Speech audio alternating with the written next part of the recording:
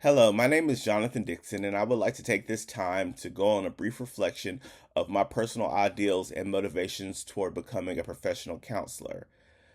To begin, my initial impressions regarding counseling or therapy were largely shaped by what I saw on TV or in movies.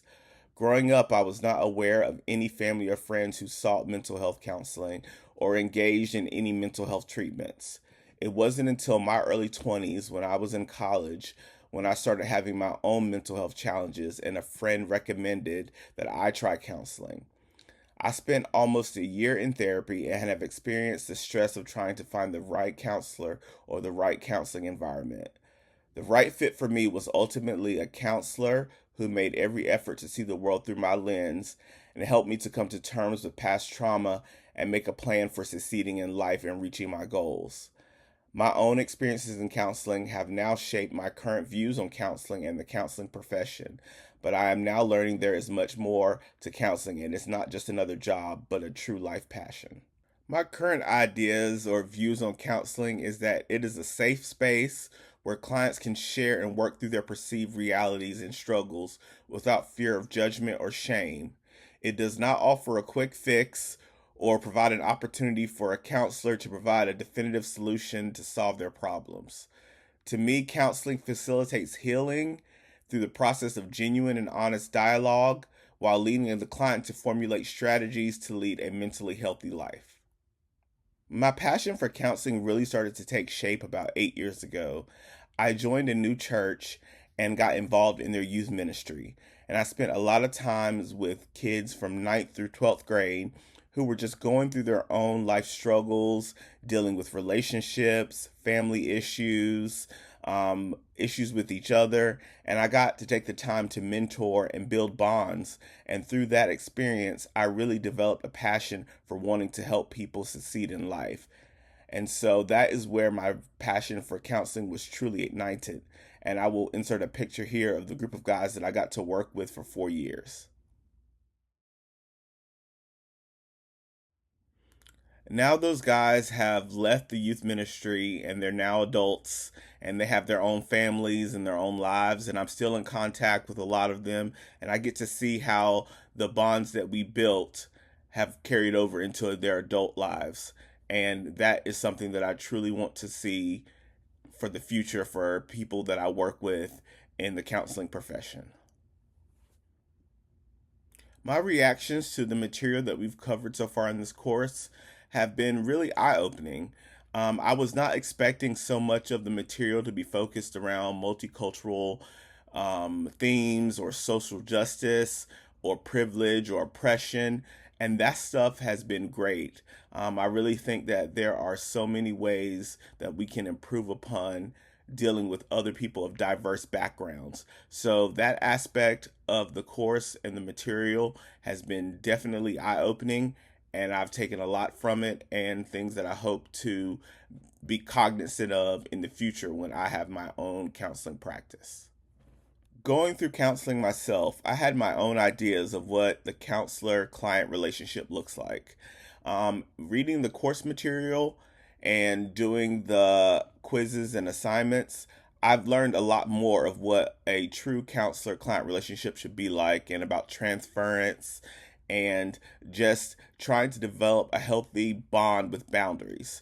So I am looking forward to learning more, and my ideas of the counseling client relationship is one where the counselor tries to view the world through the eyes of their client, and the client is their own expert in their own reality. So just trying to help them to get to a place where they can be self sufficient and learn and grow and reach their goals is a way that I think you can be a healthy client counselor relationship.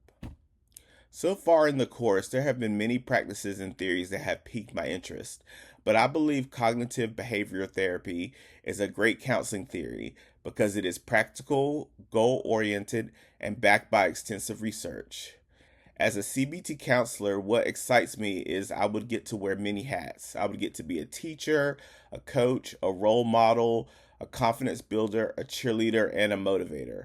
I would get to communicate acceptance and caring to my clients and help them overcome problems and identify and minimize irrational or unhelpful beliefs.